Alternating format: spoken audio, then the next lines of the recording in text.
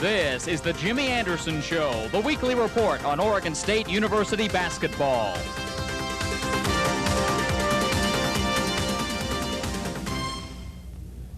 Hi everybody, I'm Bob Akamian, and along with the coach, welcome to Oregon State Basketball 1990. We'll be with you for the next 8 weeks talking basketball with Jimmy Anderson, 33 years on the job, and you finally get your own TV show.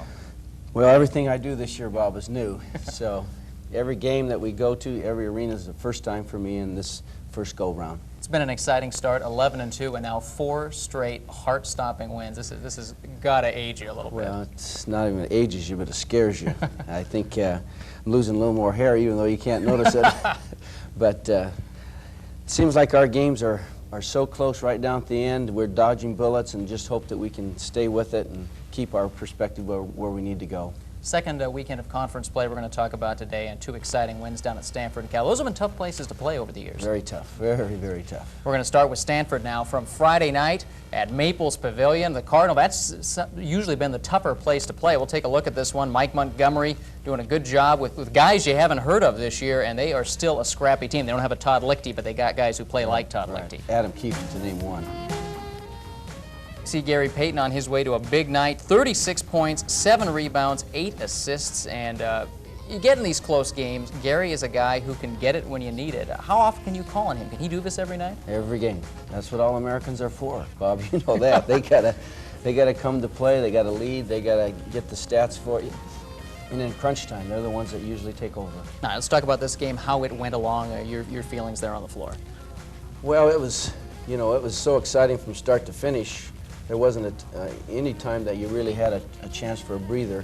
We had some key plays by Carl Anderson, Alan Celestine, Scott Haskin. I thought had a very good defensive game for us, especially because he had to guard Adam Keefe most of the time, and Adam probably had his least productive game in the entire season.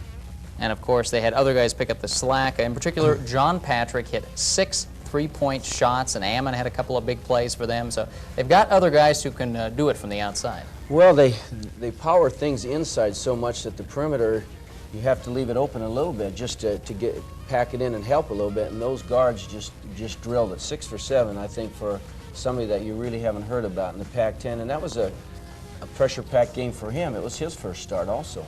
Big plays down the stretch. Again, Alan Celestine off the bench. This guy is really coming into his own right now since the Far West Classic. He's given us everything we really want from a substitute. He comes in and gives us immediate help. He gives us defense. He gets assists. He's been scoring. Plus, he's a tough guy.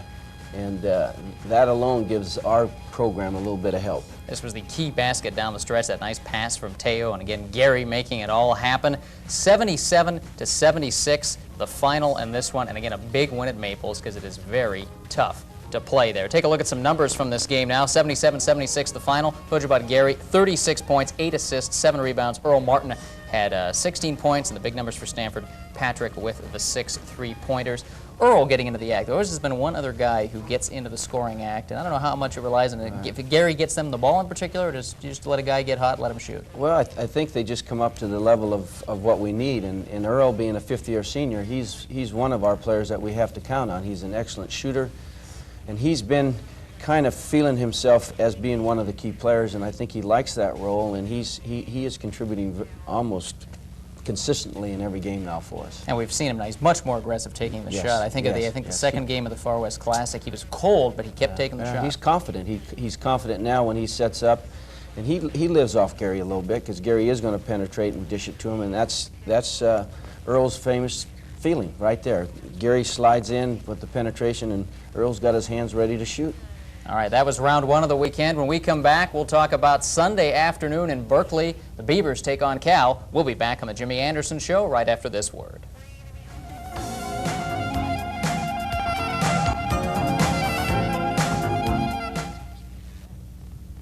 Game 2 of the weekend against California on Sunday. That has been a great rivalry these past few years with Cal's great guards going against Gary Payton and Will Brantley. It's really been a good matchup, and Keith Smith coming down to the senior year now. That is it's a good battle. You get those two together. They always have good players there, and their guard play over the years have been very special. And again, there at Harmon Gym, you know, their fans are quite rowdy and they get after you, so it's a very exciting place to play. If you've never been in Harmon Gym, it's like playing in a shoebox with about 3,000 people jammed in there, and they're all yelling at you. Yeah, that's for sure. And they're pointing fingers and yelling, not obscenities, but they're yelling things that aren't very friendly. And of course, for Gary Payton, that's practically his home court. He played Right. at Skyline in Oakland. Yeah. He played some high school games there, I know, in playoffs, so he likes being there. Well, he's always pumped up for that game. In fact, even to a fault at times, because what he does, he probably gets a little too exuberant and he tries to do too much. And I think that kind of caught him up in the first half at this game. All right, let's pick up the highlights now from the Cal game. Sunday afternoon at the Harmon Arena now. It's really a gym, but they've changed the name of it. Pete Newell Court. And again, this was a very strange start. Cal really put on a lot of pressure and took charge. They almost took it to you playing your game. Right, they're playing very, very well right now. They're confident. They have good leadership. They have a young man in Henricks that has given them inside play. They play three smaller players that give them a lot of quickness, and it really has helped their style of play. So they're very difficult. Every game they've played, they've given their opponent all they can ask for. And tremendous work on the boards by both Fisher and Hendrick. Fisher, the guy from Renton up Seattle way, he had a big game, both scoring and rebounding. Hendrick there putting one back in. And this almost was troublesome at times. They had so much control on the boards. Right, especially the first half. They really took it to us, and Fisher's an excellent athlete. I mean, he can jump, and they like to throw him high feeds, and Henricks is playing very confident. So there's one of our high feeds to Carl Anderson, and that was a real help for us right at that time because we needed some points. That was a big play there. Carl Right. getting off the bench, getting a few minutes in there Right. now. Now we're in second half action, and Gary started to make it happen. He almost was laying in the weeds in the first half. Yeah, that isn't by design because he tries to play pretty hard all the time. There's a nice play by Bob Cavill. Bob has come in and given us some key moments also. This game gets into the later stages. Cal, midway through the half, opens up the 10-point lead, and plenty of time left, and then the rally will come from that point on. Smith getting a shot in there again. He didn't have the big scoring game, which might have No, evened but things out a he bit. steadies them, and he handles pressure for them, and he plays good defense, and he is their key player. And of course, that basket started the comeback. Haskin with the banker, and then the tide turns in the final 8 minutes. Right. There's another board that Hendrick, we gave one up. more time. Yeah, one more time. Going to see a little of Gary in action here with the steal. He's going to drive. He almost makes this happen here. Well, watch how this play ends. This is a one-man show here. Yeah, there's a foul. He converted both of those. There's Alan Celestine again coming off the bench and giving us those prime moments. Now, what is it about Alan? All of a sudden, he has really made it happen. He's always been the good physical specimen. What is clicking for him right now? Well, he's confident, and he wants to help the team. So he goes out and plays cool, and he plays hard, and he gives us what we need at that particular moment. Get down in the late going, and again, this is a good group effort. And Gary doesn't have to hit the big baskets here. Alan has 2 down the stretch. Right. We've kind of passed the joy around a little bit, and it always feels good when those hoops go in, because once in a while they bounce out for you. So we needed that help right then, and there's Smith again. He made a tremendous play off that, shooting off balance. And now with the court spread here, we'll find the open man underneath. Yeah, Scotty, Haskin again. Yeah, Scotty almost fumbled that one, but he gained control, and he's playing better every game. There's some of Gary's family. I think he had, Right. 17 comps to that one. Right. A big crowd. 64-58 the final, and really a huge win. Lou Campanelli not too happy there as you walk off the court, but a big win, of course, to sweep that. 4-0 in the Pac-10, 11-2 in the season. We'll look at some of the numbers from this game now. Fisher leading the way for Cal with 16, and Hendrick had 15 for OSU. Payton had 20, Haskin 16, Martin 13. Really even better balance with the scoring. Right, right, and that's what we look for, really. We look for a combination of inside and outside help, and this game we did get it. Can you believe you're 4-0 in the Pac-10 right now? No. We were dreaming and hoping that we could win at home and split on the road, and this kind of give us a little special boost, the fact now that we were 4-0, but we're not getting carried away because this season's a long ways from being over. All right, coming up, our featured player of the week, it is Gary Payton. We'd have to do him sometime this year. We might as well do him the first week. We'll talk with Gary about his senior season when we return.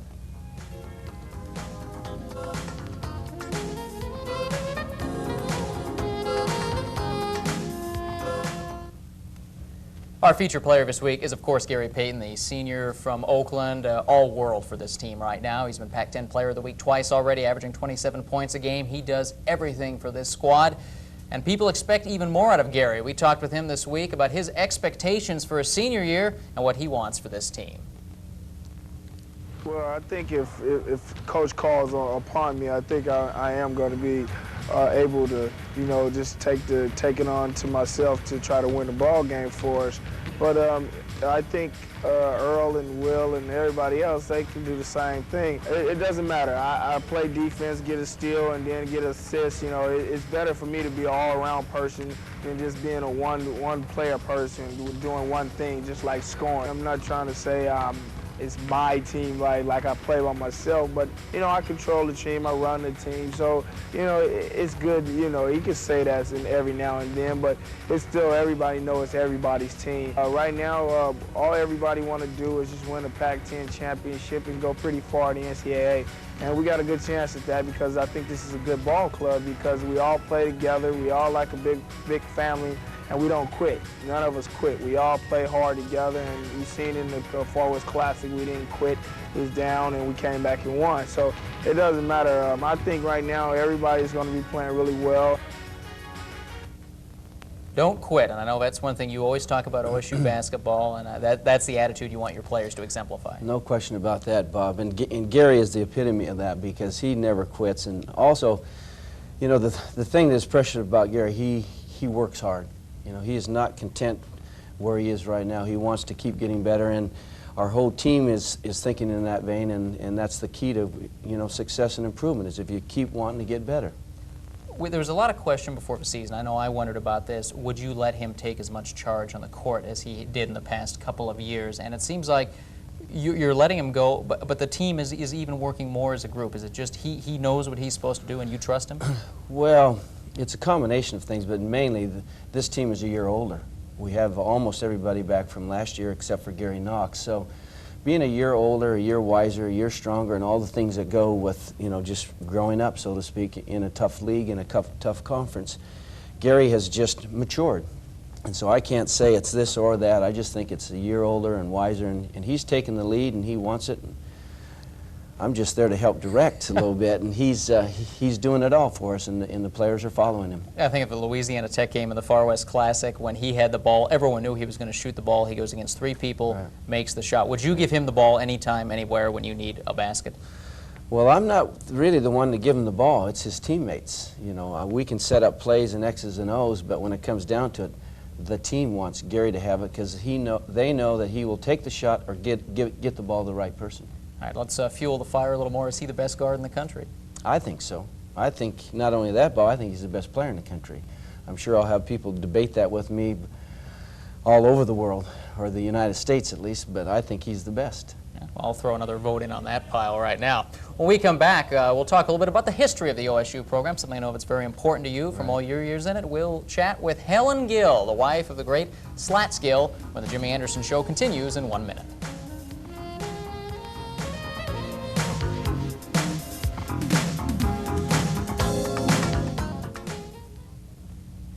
As part of our show all this season, we will talk about the history of Oregon State basketball. It is a rich tradition and rich in coaches. Jim Anderson, just the latest in a string of 4 great coaches now who have guided OSU basketball the last 60 years. And we're going to go back to the beginning, to the days of Slats Gill, who was at Gill Coliseum, before it was Gill Coliseum, 36 years, and we had a chance to talk with Helen Gill, his wife, about the past and about her feelings about Jim Anderson, just a young player years ago, now taking over as head coach. We talked with Helen Gill this week. He got his name as a boy when he was swimming in his birthday suit. A neighbor started calling him Slats. Slats Gill breathed, ate, and slept basketball. So his young bride soon learned what the life of a coach's wife is all about. The trips away from home at Christmas, the recruiting when the coaches went out into the field, which was very difficult, especially with children. I have 2 children, 2 babies, left at home weekend after weekend. It was only after his passing that Slats received his most notable honors, but 25 years later, Helen Gill is still an avid observer of Beaver basketball. The king is dead, long live the king. So that's sort of the way I felt when Ralph Miller came.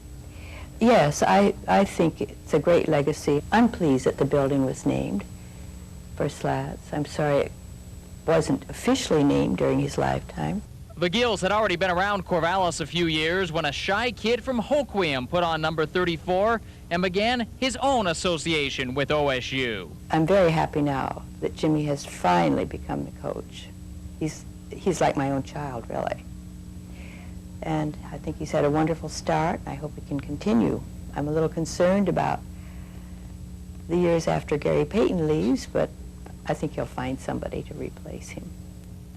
Maybe you can send Helen out to do a little recruiting for you. She's certainly seen enough basketball over the years. You've talked so much about the family feeling in the program, and talked to her, and you talked to Paul Valenti, and they certainly give it right back in turn. Right. Well, you know, it's such a rich heritage, you know, and they've always been so supportive. And of course, when I first came to Oregon State in '56, Helen was the first lady, and she stayed with us all through those years in support and help and advice. And you know, she's, if you count the coaches thereafter, she's like our great-great-grandmother, and she's just a beautiful person, and she adds so much to our program. And she's been around. She goes to the games all the time. She tells me she used to be even worse than Gene Miller as far as being the avid fan in the stands. Right, right. Well, Slats Gill and her were a beautiful combination, and they helped us with this tradition. And you know, anywhere you go in Gill Coliseum, you got to remember those people. It was an interesting time because he was such a traditionalist. He was just there to coach. He just loved the game. And I know Paul says in their spare time they'd sit and talk basketball on Sundays. And yet he also built the program, and they progressed with building the new building and did the upgrading in the late 50s, early 60s. Right. Kind of an interesting mix for the times. For sure. And he was a demanding person too, boy. I'm tell you, you stood at attention a little bit, and you listened, and you got after it. When Slats talked, you had to go play.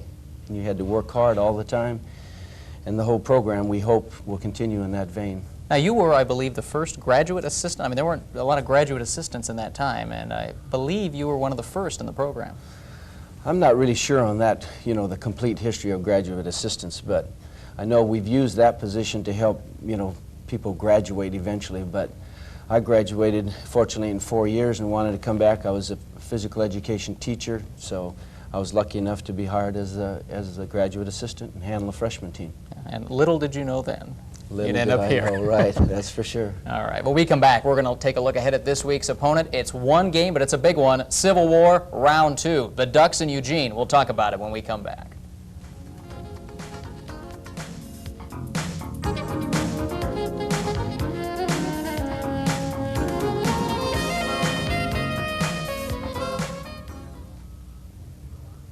The Oregon Ducks, this weekend's opponent, a single game Saturday night at MacArthur Court in the Pit, a great place for this rivalry over the past couple of years. And every week we will bring in one of the Oregon State assistants to help scout the opposition. Andy McCluskey is up first with his scouting report of the Ducks. Okay, the University of Oregon runs a lot of different plays in the half court. I'm just going to show you one of their favorite sets that they use to try to attack this shaded area that I've shown on the blackboard here, and they'll do that by sending a number of different players into that area depending on what the defense, in this case, and depending on how we play them. One of their favorite plays is to throw the ball here from Brandon to Reynolds. Brandon will go through here to form the overload. Then as the ball is thrown from Reynolds into the high post, Terrell goes off this screen set by Lucas, either high or low, either on the baseline side or on the top side. And again, they're trying to attack this shaded area. That's only one of the ways that they'll use to attack that shaded area. The other one might be, very simply, if we were to overplay Terrell here, they may have Dunn set a back screen, so they throw here. If we overplay Terrell, he goes back this way and looks for the lob play over the top. They like to be in that spot on the floor, and that was one thing California did in beating them on Friday night. Completely took away the inside, and they were stuck shooting that outside. So that's one way to handle them. Well, that's one way, but you know, they're an excellent team, and they can hit the outside shot. So you can't get carried away in any one area. You just have to play good defense, period, on their inside game and their outside game. Keep pressure on. Down at McCourt, I know they're going to play an excellent game, so we have to match that intensity and their ability with good basketball ourselves. This may be a little harder than in recent years because you're playing them at their place, and for the second time already. You saw them in the finals of the Far West Classic, and I think they maybe learned a little bit. We're going to take a little look at that championship game from the Far West Classic here. I think they've learned that they can play with you already this year. And here's the championship game. Of course, Brandon seeing his first action from Grant up in Portland. Keith Reynolds, that is a deadly combination. And Reynolds, who I've seen him since his sophomore year in high school, he is so much better just with Brandon giving him the ball. I'm sure they'll run that play again because we didn't have a defender on that one. They rely on those two. Richard Lucas there getting into the middle. And then there's the youngster, Bob Fife, who's seeing some action now. They are much better, I think, than anybody gave them credit for this year, and they are rapidly improving. Well, they have some shooters. Lucas gives them a physically strong person inside. He's very aggressive. He works hard. I like his style of play because he gets after people. Then you have Brandon, who is their floor leader, like Gary is to us. So they have good balance. I think they're well coached. They play hard. So it's going to be another one of those war games, and down there you never know what's going to happen. You know, Oregon has not won a game outside of the state this year, but they have only lost one in the state, and that was in the final of the Classic. So they are very tough in the state, and of course very tough at McCourt. And the last few years, it's been the game down there that's been the real war, even when Oregon State had the overmatch. You know, we've had the close finishes, the Sherwood shot, and then Randy Grant the year later for Oregon. So it always seems to come down to this at McCourt. Well, they play very confident there, and they shoot well. And they get themselves ready to play a typical Duck Beaver game, and I think we're going to do the same thing. So it should be an entertaining game, at least I hope it is. We're not expecting a rout, and I know they don't think they're going to rout us, but we just hope it's a good, solid, honest sportsmanship game, and that, you know, we all hope as coaches that we can come out on top. Now, knowing that you bleed orange and knowing that for years you were the assistant that did the firing up before these Civil War games, how do you do this now? Do you still give them the fire and brimstone? Well, we talk about the tradition and the rivalry. There's no question about that, and the importance of the game. And the main thing is that, you know, if you're going to run for the conference championship, you just got to keep winning. And so each game is monumental. It's important. It's important to every team in the Pac-10 conference. So down there, especially when you get down there and see all the lemon and green, let's face it, there's no way you're not going to get me flushed a little bit and get me into the game. To play them again so soon after playing them in the Classic, this is really the first game because this is the one that counts. It wouldn't have mattered so much if you lost the one in the Classic, but you want the conference win. So you can't ease up here and think, well, we get them again in Corvallis later. No, we're not. I don't think in this game anybody. I don't think you'd ever ease up against the Ducks. But you think ease up. You just want to go in and compete. You want to, because you know if you don't battle and keep your composure and keep your cool in there, that they're a good enough team. They've already done it this year to the Arizona schools, so you know we're no different. If we don't play good basketball, you're in trouble. Injury situation. Will Brantley still hobbling around a little bit? Yes. He can play, but he's not 100%? Well, yesterday was his worst day. We thought it was healing a little bit, but at practice, in fact, he didn't even practice. We just started to loosen him up a little bit, and then they said, hey, get on the sideline because you're not helping anybody, especially yourself, the way you're limping. So I'm not really sure what his case is going to be. Your feelings about the conference right now? You're tied for first with UCLA, but I think the teams that people forecast to be down and out aren't down and out at all. No, any team in our conference can beat anybody on any given night, home or away, more generally away. But if you look at the won and lost record, we don't have a team in our conference that has a losing record at this point. So anybody can do it to you if you don't get ready to play the way you need to play to win. And the home conference games are critical. You pretty much got to win them at home if you're going to win it. Cal, and I'm sure Cal is smarting after Sunday, but you're going to get in that same boat later this year. You beat Arizona now, but when we get Cougars and USC and those guys in later in the year, it's the same story for you. Exactly. Arizona and UCLA are still, in my estimation, the teams to beat. They are the class right now because they have the best material overall, and that's why they were picked to be 1 and 2. And so anything can happen, and we're in a good position, but to maintain that, you have to, again, improve and play tough, aggressive basketball. All right, we will take one more step this week, the trip to Oregon. We'll be back next week at the same time with the Jimmy Anderson Show. Our guest will be Paul Valenti talking about another era of OSU coaching. We'll have our Player of the Week, Chalk Talk with Freddie Boyd. So join us then. For the coach, I'm Bob Akamian. Good day. Now here is the complete Pac-10 basketball schedule for this weekend. We start on Thursday with 4 games. Arizona goes on the road to Los Angeles. They'll start off with USC at the LA Sports Arena Thursday night. Meanwhile, Arizona State, a very tough one. They'll have to play UCLA at Pauley Pavilion. UCLA right now sharing the Pac-10 lead with Oregon State. The Bay Area schools head up north. California goes to the Palouse to play Washington State in Pullman, while Stanford will take on the Huskies in Seattle. No action Friday night. The scene shifts to Saturday now. 4 more games. Of course, the Beavers and the Ducks. The only game involving the 2 Oregon schools this weekend, that is Saturday night. McCourt in Eugene, a 7:30 tip-off. Arizona and UCLA in the afternoon. That will be a big one. Arizona with a chance to reclaim at least a share of the conference lead, or at least knock UCLA out of their tie for first place, depending on what happens to the Beavers. Arizona and UCLA, always a good one. That will be the feature game Saturday afternoon.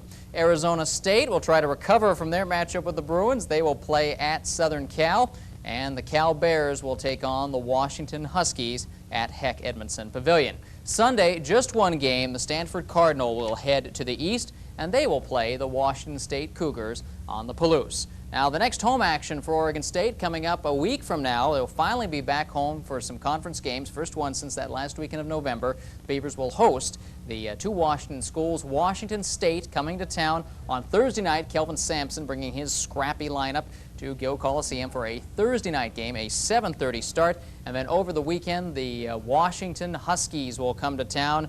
Always a big game between those two, and some great games at Gill Coliseum over the years. So the Washington schools are the next opposition for Oregon State. Again, in the early going, it is Oregon State and UCLA tied for the Pac-10 lead at 4-0. Arizona right behind with those 2 early losses they suffered back in November, and they will try to get back into it with a couple wins against the LA schools.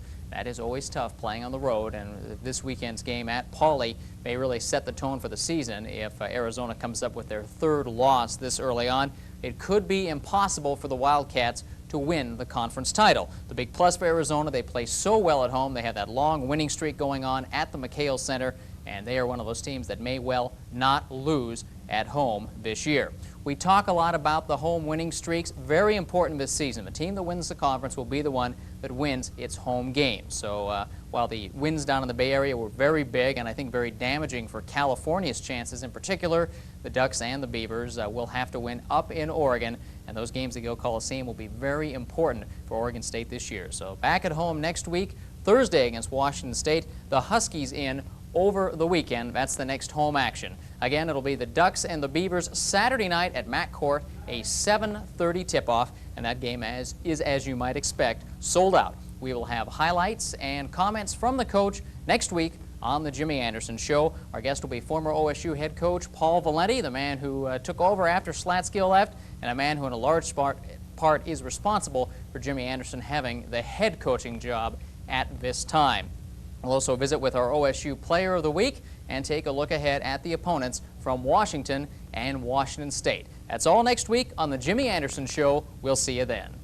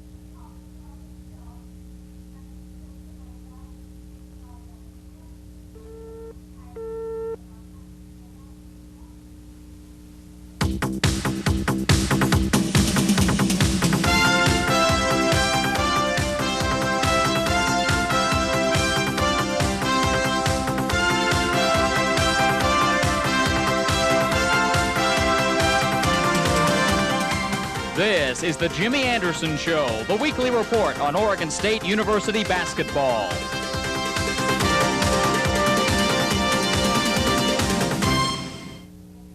Hi everybody, I'm Bob Akamian along with the coach, and it's time to recount another week with the Heart Attack Gang from Corvallis. This has got to drive you nuts, but you got to love it when the team keeps winning. Civil War, round 2, another last-second win. Well, anytime you win, you got to feel happy, but how you win sometimes can get you down, and winning close games is fun for the spectators and the fans, but it's kind of raises heck with the coaches. How bad. And playing in Matt Court, for you, I know that's always a big win to get one out of there. Well, it's a tough place to play. It's a hostile crowd. They behave themselves well this time. Sometimes you never know what's going to happen, but it was a great, exciting game for the fans. They were involved. Our players, both sides, fought hard, and it came down to one shot at the end. All right, and we're going to have a chance to take a big look at this game this week, since it's only the one game of the weekend. The slate now at 12-2, 5-0 in the Pac-10 after last Saturday's victory at Matt Court against the Oregon Ducks. Let's pick up the highlights from the first half. There's the coach at Matt Court, and just as Ralph Miller took the teams in there over the years, you're kind of picking up that gauntlet now, and they love you just as much as they loved him there. And a sellout, their first sellout in quite a while in Eugene to see this one. The Ducks off to a great start, and Keith Reynolds really playing some good basketball this year. He's just unstoppable early on, and they're really finding the holes in the defense. Well, you could tell by that play alone that they really attacked our full court pressure and just brought the ball right to us. Shots just not falling. Finally, Scott Haskin gets things going, and of course Scott, a big force in this game. We're going to hear from him later on, but Scott really made it happen early when those outside shots didn't go. Well, it's kind of one of those things. You just wonder when you were going to get a hoop, because they piled the points on very quickly, and all of a sudden we're looking at, gotta hope not a blowout. And then finally a few things started to fall, and then we're right back in the game. Now there's Alan Celestine getting a pass to Gary Payton. Al Celestine, another one of our rising players, and he and Gary really work well together. Well, when Gary's scoring, it's pretty difficult for him to get assists, and in this particular game, Alan had 7 assists, so his passing was very instrumental in helping us keep the team concept going.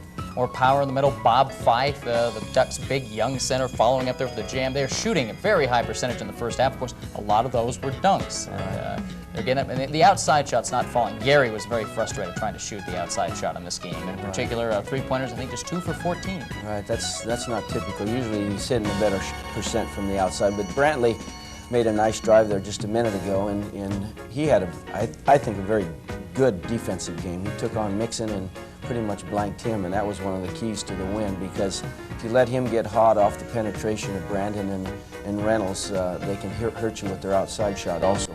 Celestine trying to make it happen inside, turns it over there, but the margin starts closing. Oregon led in this game by as many as 12 points in the first half, and now things starting to tighten up, and a few of those shots going from the outside. There's Will hitting one. And here comes the break again. And another turnover, though, but it comes right back. This is the kind of wild stuff that was going on. This drives you nuts. This drives you crazy. You think you have something going on a break, and then it's stolen back, and you don't even have the time to react to one before another one's happening. Again, Oregon from the outside. Reynolds doing the work. Brandon had a good game, but the rest of their offense not clicking. You talk about Mixon, maybe that was the most notable shutdown of the night. Right. Well, Scotty got some great offensive boards for us, and he, as you stated, had a good game. The last 3 games he's played very solid for us. Is he getting he's obviously as good an offensive big man, and going back to Jose Ortiz now. Well, we hope eventually he'll be a real force. Right now, he kind of plays a little bit to his tiredness. When he gets a little tired, you can see the fatigue really setting in. But he's been a force for us. Gary dishing off there, nice blind pass to Earl Martin. Gary becomes all-time Pac-10 assist leader in that game. He needed 4, he got the 4. Right. I don't know which one that may have been it. Came early on in the game. Reynolds on the break, Celestine back at the other end. Now Will Brantley's going to come up with a little double clutch here, and the margin is closing just before halftime. Didn't get the lead back, but the momentum's going your way a little bit. That's a nice ball fake. Got him up in the air and just penetrated right down the middle. And now the last 2 baskets of the half. First it'll be Gary, and then Earl Martin. And again, you're closing it down, and you're on the road, and just to make a move like that gets you into a game. Our offensive boards were very crucial in this game. It was just quick. You miss a shot and you get a quick comeback, and got some loose balls. So it was a good win for us. And Matt Court, Bob, you know how that is. It's devastating. You can't even hear in that place. At halftime, it is 35-32. And you talk about the rebounding numbers as we come back to the studio. You ended up out-rebounding Oregon for the game, but it didn't look like it because Oregon got so many second chances on their own, and they cleaned the defensive boards very well in the first half. So you're feeling a little fortunate right now. Right now, you bet. They shot a tremendous percentage, almost 60%, or it was 60%, and that's pretty difficult to overcome on a team's home court. When you shoot 60%, you're not supposed to lose. Yeah. What was opening up the holes in the middle? Was there any one thing? I know you took Teo out of there, and he wasn't having a good game, but other things. Yeah, penetration, both against our full court and our half court. We weren't keeping people on the perimeter, keeping in front of us, and to their credit, they penetrated and dished it, and I think they must have set a school record for slam dunks, because they had 8, 9, or 10 of them during that particular run. They just kept throwing her down. Of course, the thing is, a lot of times that breaks the team's back, but we hung in there, and as you say, at halftime, we're right there. It was 35-32 at the break, and coming up, we'll take a look at second half highlights of Civil War Round 2.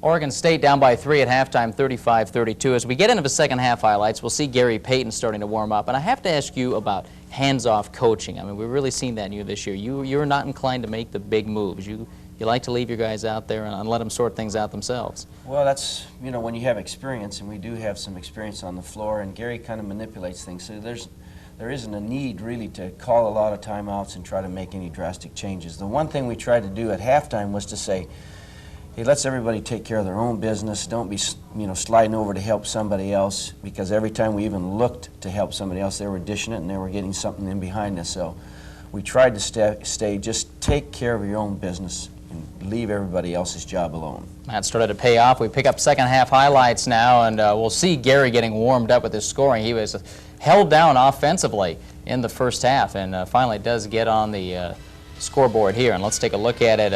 Payton and Celestine back and forth. And again, we've seen this play a couple times in the breaks. They've run a great 2-on-1. Right.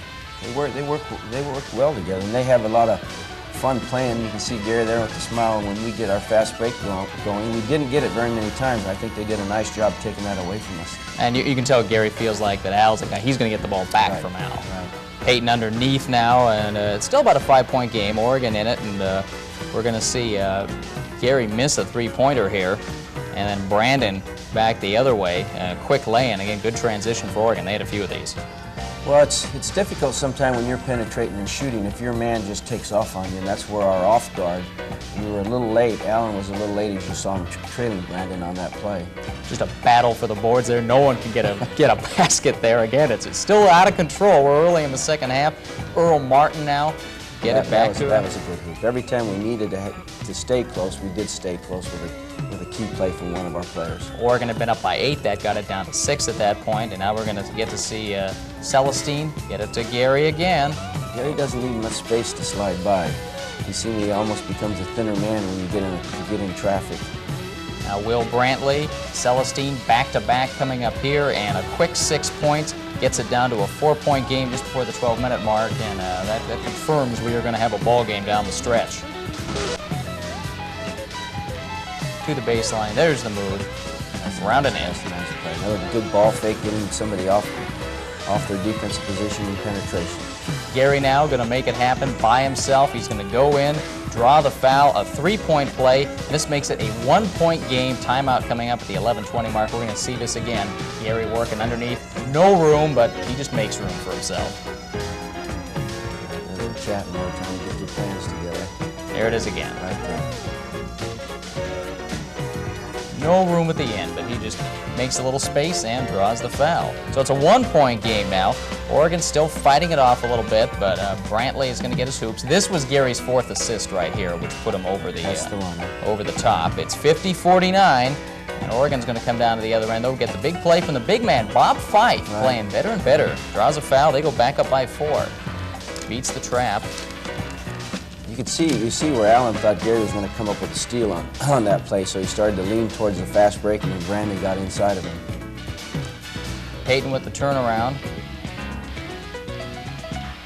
And now Gary gets called here for his 3rd foul underneath. This didn't make anyone happy at that moment. We've still got a lot of time left, about 9 minutes left, and this is, we're going to see it again, and you'll see it's very halfway, and you didn't like that at all, I did don't like you? that call at all.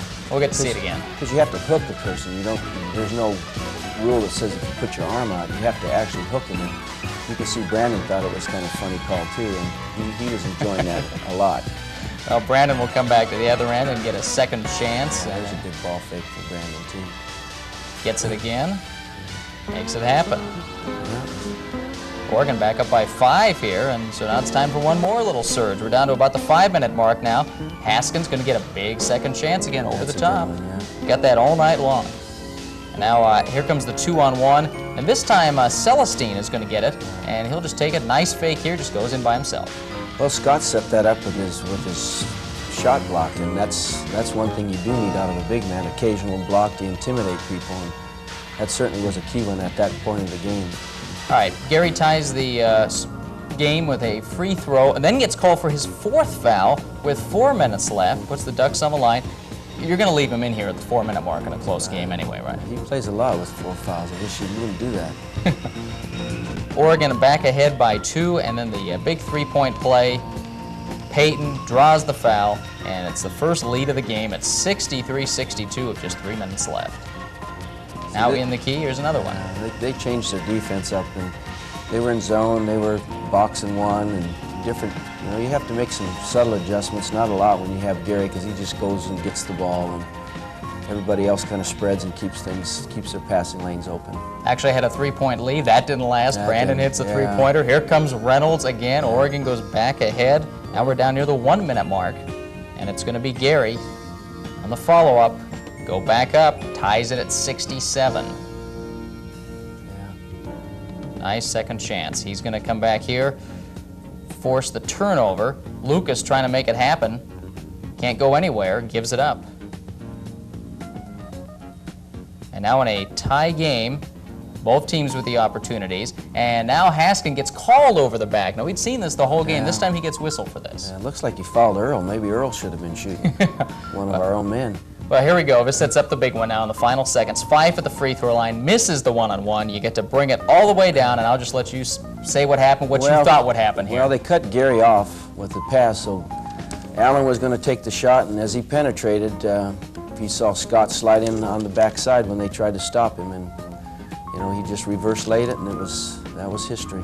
We get another look at it, and this is a perfect pass. You'll see the ball come right at the camera here, and you don't do it any better than this. This is what they did to us when they were getting their slam dunks. They'd penetrate and then dish it underneath, and of course that wasn't a slam dunk, but it's 2 points nevertheless. Now, it's not necessarily the easiest shot to make, the reverse. No. And what does Scott do? He comes back, he's made the big shot, they're trying to get it in, blocks the inbounds pass, seals it right there. So a great game for Scott Haskin, great way to end it. We had a timeout there, and Freddie, we have different ways we can do it, but Freddie Boyd suggested that we put Scott on the ball, and it certainly worked to our advantage on that suggestion. 69-67 the final, and Don Munson, who just loves to get his teams up against you, has to take one at home. And it's been a great ride, but McCourt is where the games have really been hot this year. Well, they're tough at home. There's no question about it. They had a 5 or 6 game winning streak.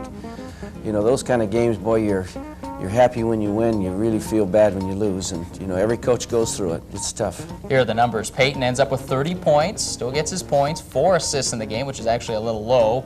Haskin with 14 and 4 assists. The rebounding margin comes out +9. Sure didn't seem like it. And that 3-point shooting, 2 for 14. Now, I have to ask you, we've heard, of course, Syracuse coach Jimmy Boeheim has told his team not to shoot any more 3-pointers because he didn't like the way it was affecting the game. Do you ever think of anything drastic like that? No, not really. I think as long as it's part of the game, if a person feels that he's on rhythm and he can make it, I'm not going to inhibit anybody from taking it. But you know, if you miss 2 or 3, I think players have to be smart enough to say, hey, maybe I get a hoop on a lay-in or something a little closer in, and then go back to it if it comes later. Don't want to force the issue. Yeah. Well, coming up, we're going to talk with our player of the week. It is, of course, Scott Haskin. We've been saying his name all day so far. We'll chat with him in just a moment. Yeah, he did have it.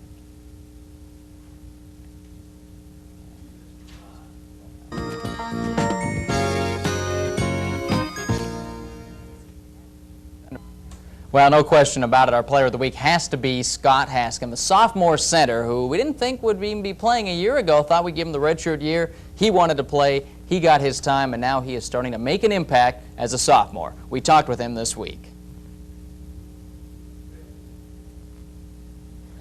It was a great feeling. I mean, you know, to know that I can be counted on in the final seconds, you know, that gives me a lot of confidence. And it felt really good just to beat the Ducks down there and to be able to look at the fans and say, we're #1 in this state. My defense needs to be better. I think I need to get quicker on that aspect of the floor. And on offense, I think I need to have a little bit more open vision around the floor. I mean, sometimes I tend to get a little narrow-minded, although I do work on that quite a bit in practice, you know, trying to see everybody, or as much as I can, and, you know, be a good passer at the same time, trying to be a good post player. And, like, sometimes I'd want to go somewhere my body wasn't ready to do that. And I feel now that my coordination is there, and, yeah, I'm getting very comfortable playing in a 6'10" frame. Last year, I think I was a little bullheaded, and I really wanted to play and see what it was like. But now that I look back on it, from a much more mature point of view, I mean, basketball-wise, I really wish I would have redshirted, and then I could still be a freshman right now. But I have really no regrets about playing last year, but it would have been nice to have that extra year. Now that had to be tough last year as the assistant coach, knowing you're going to be taking over, and you're thinking, let's redshirt this guy, let me have him for 4 years. Well, not really. You just kind of do what the team needs, and it seemed at the time it might be appropriate because we were needing a little inside help at that time. So, you know, I don't have any feelings one way or the other. It's a decision you have to make, and when hindsight comes, you kind of maybe say, well, this or that, but what the heck, those things happen. We saw the flashes of brilliance last season. Now it really is blossoming. You say maybe the thing he's had to work on much is his stamina. You couldn't leave him in that long. That's part of it, and also confidence. You know, you come from a small school and you get into the big league, so to speak. You know, it's a different world for adjustments and physicalness, and he's made the good adjustment, I think, and he's playing confident, and he's playing smarter. He's using his eyes and his feet to his advantage, and also eventually he's going to learn how to use that hook shot, and when he does, he's going to find out it's going to help his offensive game a lot more. Well, this had to be a breakthrough game, getting over 30 minutes and being involved in all the key situations. He makes the big shot, makes big defensive plays. He's making free throws, and the thing about it, I think he's playing intelligent now. He's not just out there. He's catching the ball. He's feeling that he's part of the team and that he can contribute, and that's a confidence thing for any young man. All right, well, coming up, we're going to take a look back in history, visit with another one of those old coaches, this time Paul Valenti joining us to tell us some good stories about Jimmy. Stick around.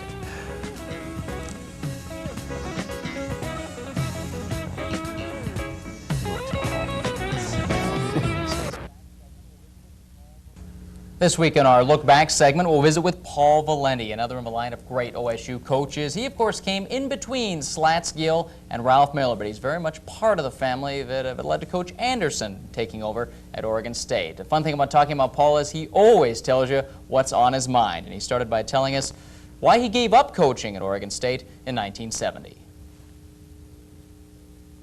It was difficult for me, and I felt that I'm going to have to change. And I felt so strongly about Slats' program, and it was in me so gosh darn tough that it would have been difficult for me to make too many changes and let the kids have a little more freedom and a little more say maybe in what's going on. But at that time I felt very strong, and I felt the last 2 years that I scared more kids away, and I just felt that I wasn't going to be able to get the guys that we had to get in order to make the program go, and I didn't want to jeopardize Oregon State's basketball program to that degree. The first thing that I mentioned to Ralph when I met with Ralph and with Barrett back at the NCAA that you got to keep Jimmy. I knew that Jimmy down the road was going to be a fine basketball coach. Is there a good Jimmy story that no one's heard before? Well, see, now I'm getting at that age now, you know, Bob, where I'd have to give that a little bit of thought, but no, I can't think of anything other than he was just just a heck of a guy to be around all the time. We had a lot of fun together when we were away from our basketball. We had fun with our basketball, too.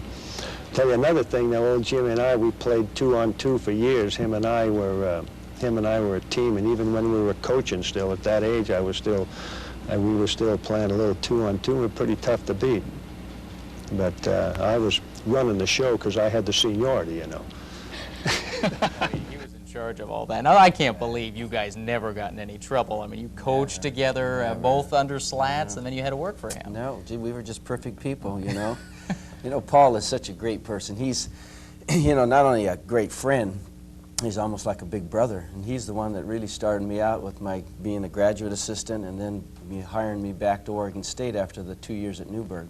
So he's the one that's made a lot of things happen for me and my family. And Fran Valeni, his wife, is just beautiful, and I just cherish their friendship. I mean, he mentioned this 2-on-2 game. You know, we were undefeated all through our career. We never lost a game. I think we were 2001. We lost the last game and decided we're getting too old. Let's hang up the tennies. Now, who'd you lose to? You going to tell me it was AC and Sitton or something? Probably. I think it was those two. Finally got that. But really, here's somebody who, I mean, he called you up when he gets the job and says, I want you down here as my assistant, and then he did say something with Ralph. Just you make sure you keep him here. That's exactly right. That's Paul for you, though. You know, here's a man that's been at Oregon State for over 40 years, as a teacher, as a helper in the athletic department. You know, how can you ever fault or not love a person that gives that kind of dedication to his school and to his friends? Coming up, we'll take a look ahead. The Washington schools are coming to town. Huskies and Cougars, oh my. We'll tell you about it in a minute.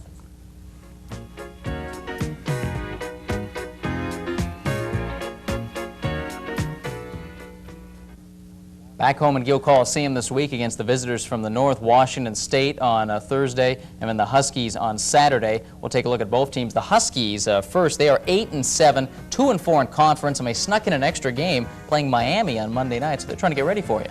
Well, we watched them play last night, and they had a fine game. I think they're playing their best basketball right now. They have experience, they have good outside play, they got good inside play, discipline, tough defense, and they have Rick Kasner, who we feel is probably one of the top guards next to Gary Payton in the conference. This is really an experienced team, although Lynn Nance shook things up, sticking Doug Meekins in there. Quentin Youngblood got some time against Stanford, and then as things fell apart against Cal, so they went back to the old lineup last night. Well, all that does really is give depth to a team, and it means that they can call on people down the bench because they've had playing time, they have experience. And this Brown had a great game last night, and he's really coming on to really help their team effort. Deion Brown, we saw plenty of, only a junior this year. We saw too much of him last year as a sophomore, so they are a team that can do a lot of things. He can jump too.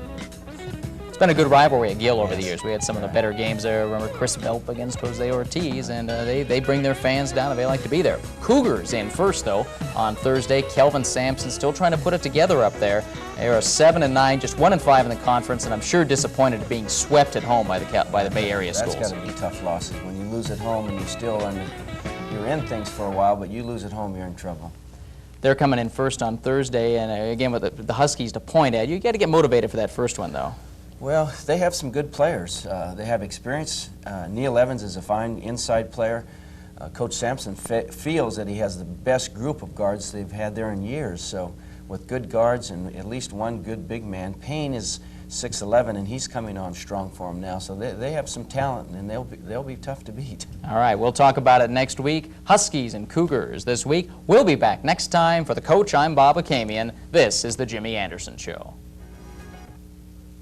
Here's how the Pac-10 stands this week. The Beavers tied for the lead with UCLA at 5-0, and of course they're the two top-ranked teams in the various polls. The Beavers in the top 20 in all but the UPI coaches poll this week. California checking in at 3-2. They got one win out of their visit to the Great Northwest, the victory over the Huskies, and also the win against the Cougars, so Cal gets the sweep. Arizona at 4-3 now. 3 conference losses for the Wildcats. Who'd have thunk it? Although Arizona will be very tough at home the rest of the way, so they're a team you expect to win all the home games. But with 3 losses, they are going to have a tough go of it to win the conference. Stanford checking in at 2-2 after their 2 games in the Northwest. The Ducks now 2-3, still in very good position in the conference. Arizona State at 2-4. They lost 2 in Los Angeles. Washington also 2-4 now as they head this way.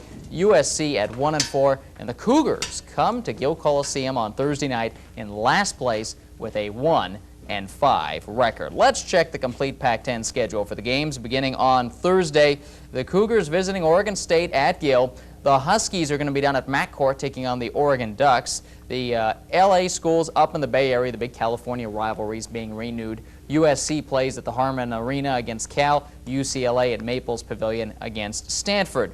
On Saturday, the Huskies, of course, come to Gill Coliseum to face the Beavers. USC will play at Stanford. Arizona out of conference playing Oklahoma, big national TV game there. And Arizona State hits the road. They'll be playing the University of Miami, same team that played the Huskies on Monday night. Sunday, the final two games of the weekend. The Ducks will be hosting Washington State, and a real traditional game, UCLA playing at Cal. UCLA, of course, dominated that series for years before Cal was able to break that long winning streak at the Harmon Arena a few years ago. So that's how we set up now. After 5 games, the Beavers and UCLA, of course, headed for the big showdown. That's going to be the key game. It's a week from Saturday, though. 3 more basketball games will be played between now and then. So both teams will have to really work at it to remain undefeated. But that's where we're setting up the number 1 and 2 teams in the conference. And again, Arizona in a unique situation already with the 3 losses. Technically, you would have to say they were out of contention to win the conference regular season title with the 3 losses, but Arizona so good at home, you don't expect them to lose there the rest of the way, so it all depends on how things go on the road. They will be hard-pressed to win too many more road games, and they're going to have to play in the Bay Area and also play up in Seattle. So the Beavers wins down in the Bay Area looking very good right now. UCLA, again, will get to be at home after this weekend. They're staying in state, and they will get to come back home next weekend against the Ducks and the Beavers. So the Bruins in a good position to make some hay once they get done with this road trip. But that trip to Berkeley is going to be very difficult for the Bruins. Cal has started to kind of get the edge in that series after they broke the long streak there a couple of years back. So that's how the Pac-10 stands this week. We'll be back next week. Again, more Oregon State features. Freddie Boyd and Andy McCluskey will be talking about their days as players and now as coaches. We'll see you next week on The Jimmy Anderson Show.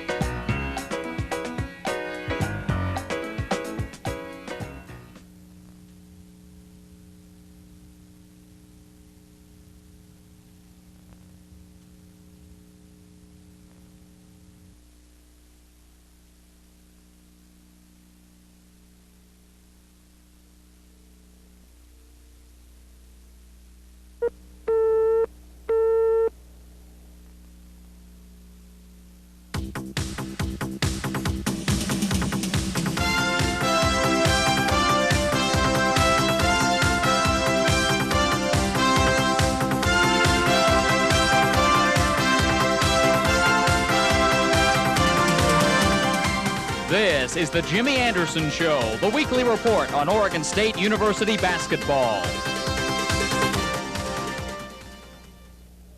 Hi, everybody. I'm Bob Akamian, along with the coach. Welcome to this week's show. The trip to Los Angeles coming up. Here you are in first place at 7-0. Everyone's chasing you, and you've got the closest pursuer, UCLA, and USC, a team that's playing very well at home. So it only gets tougher this week.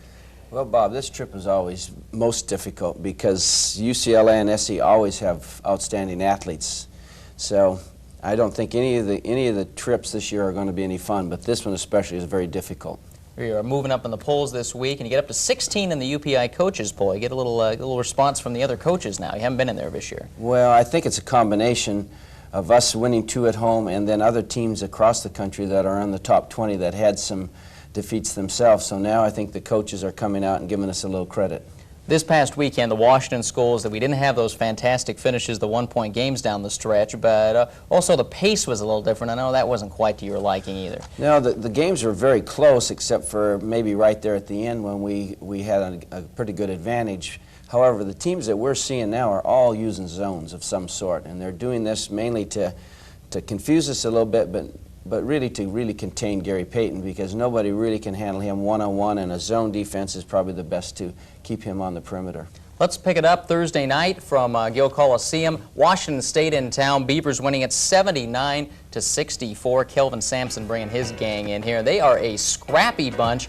You got off to a good start when you were able to take the ball away on the press. They did it to you in the half court. They made you work for it. Right. They made us work for it. You can see they're in a zone here right now, making us pass and penetrate some of the seams. But Earl got a good start for us, and jumping out early really helps the team in regards to confidence and being on top from the start.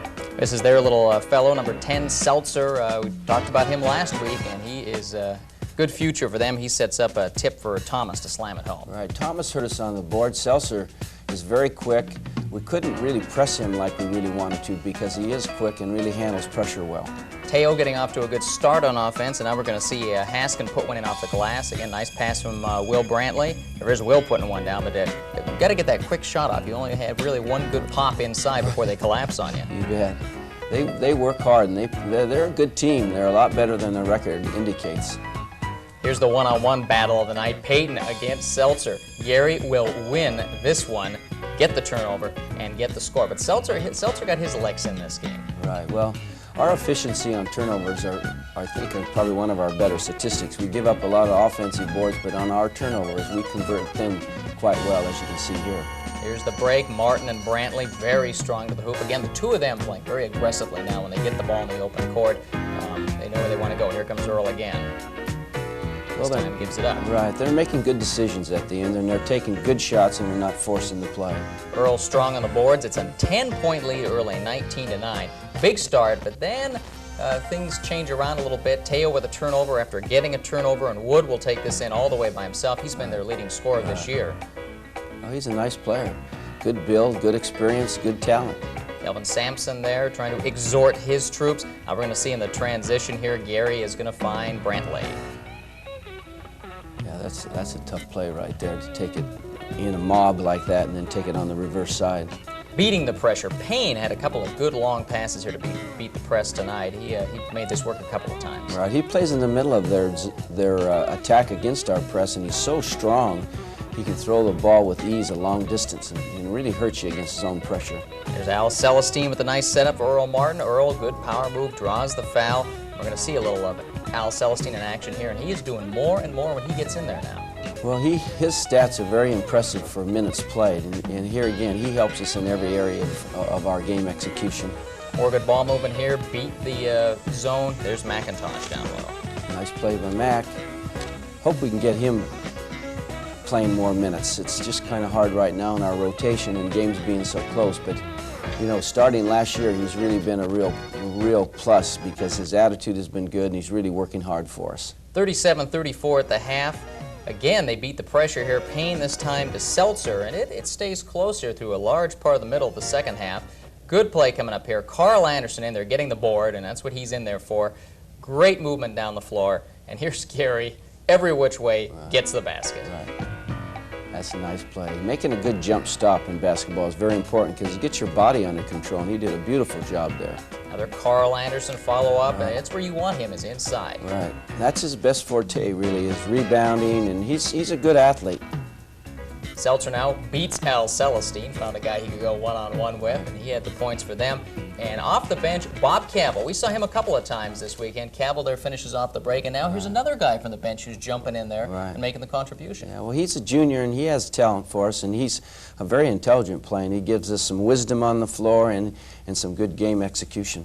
The numbers from the game, Gary Payton was the leading scorer with 24 points, 4 steals for him in that one. Earl Martin, 13 points, and 9 boards to go with that. And Teo Alabegovic getting into the scoring act, 12 points and 5 rebounds. And that's where you want to see him make the improvement defensively, rebounds. Right, he's our most physical athlete. I'd like to see him take that 5 to 10 and get it up there in those double figures, because that's where we really, really need help. When we come back, we'll take a look at the rivalry of the weekend. The Huskies coming to town, always a great one at Gill. We'll show you what happened on Dog Day in a moment.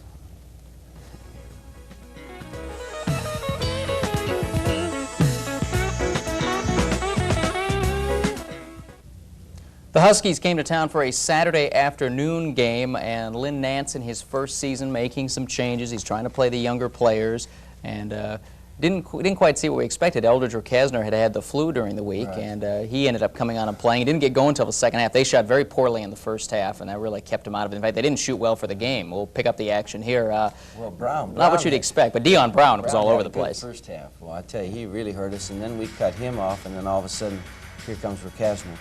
All right, let's see it. Full house at Gill, 10-4. We got a few of these sellouts here down the road. I know the UCLA game's already sold out. Here we go early on. Huskies get several opportunities, can't make it happen. Haskin comes down with the board. He's going to find Gary for a layup here. Gary did not really shoot that well in this game. This was his best shot, really, would be the inside play. Well, you know, when they really bang the offensive board on you, you've got to convert on the other end and take advantage of their overcommitting it there. And they got 20 offensive boards on us. We equalized it a little bit with some fast breaks. Here's Gary. He gets the assist to Brantley, and now he's going to set up Earl Martin. 4 of a 3, and that's been a good shot for Earl all year. That's what Gary's going to have to do this week also is, you know, sacrifice maybe his own scoring to help the other, because they got 2-3 guys coming at him every time. And he can get him there. He gets it right to Earl inside after the steal by Haskin. So we're out to the 7-point lead here. It becomes a 10-point lead. Again, here's the break. Gary's going to give it up, and here's Earl. Those are pretty, aren't they? I like that part of the game, especially when they go in. This is one of the young faces for the Huskies, Doug Meekins, and we're going to see a little more of him in the years to come. He's a good athlete, very active. When he gets the ball in low, he's very, very difficult to contain. You know, Bob Cavill came in and just did, I thought, a tremendous job on him. Frustrated him a little bit and really kept the ball away from him. Carl Anderson in there, the lead up to 13 here now with 6 minutes left, but here's Dion Brown coming up. Hayward gets it to him, and Brown really brought him back before the half. He's a great athlete. He had 16 points in that first half. He ended up with 18, so he only got 2 in the second, but then, as we said, Rakasner took over in the second half for him. 33-26 at the half, and there's the shot that ends the half. Get it inside to Martin for the jumper. Celestine sets him up nicely. So 7-point game at the half, and now here they come in the break, and here's Meekins and Merritt, the 2 youngsters for them, making it happen very quickly. Cut that lead down to 5 points right away. Well, Merritt played with Gary in high school. They were both on the same high school team at Skyline. And so they were chattering a little bit out there, and there's a nice play by Allen. There's Al going in, draws the foul. Good strong move. So he's showing a little diversity here. He hits the outside shots. He was perfect in this game. Didn't miss a shot. That's what you kind of like. That doesn't happen all the time for sure. And of course, Bob Cavill was perfect in this game too. He hit all his shots. Yeah, we get to see him here down the stretch. Rakasner warms up in the second half. This brings him back into it. In fact, they lead a couple of times by a point. Brantley now following up Haskin's miss. That's kind of a reversal there. Will gets in there to help Haskin out. And now we're going to see Bob Cavill off the bench just inside the 3-point line. That was a key shot, too. That was a key shot. Push the lead back to 5 with 5 minutes to go, and from that point on, UW is unable to do more than trade baskets, and this maintains the lead. Gary here with this reverse layup against Celestine with a nice assist. This kind of broke the backs now, and we'll see Celestine and Cavill again down the stretch with the big hoops, and more of the bench. Carl Anderson, Bob Cavill, Al Celestine, and people were wondering beginning of the year, is he just going to play 6 guys? It's just happening as you go along. Right. I'd like to be able, or our staff would like to be able to use more, because we feel in practice we're getting some good play out of some of our other players too, but the rotation is hard when you're in close games. Well, we talked about Lamont McIntosh, who has certainly been effective in there, but there just hasn't been the minutes. Exactly. Final score, 70-63 down the stretch. The lead holds up, and there was, well, we missed Bob Cavill again. We've cut him off twice now. The numbers for the game, not really stunning. The Huskies really never shot well, and that's maybe a little disturbing when they get back into the game, only shooting 37%. They still got back in. Yeah, you have to credit some of that to defense. They may be rushing their shots, and with Big Scott in there, sometimes they have to shoot a little bit higher and rush it, and you know, credit them, but also always credit the defense a little bit if a team shoots bad. 7-0 in the Pac-10. Time to go on the road. We'll talk about our feature player of the week coming up. Al Celestine. We'll talk with him in a moment.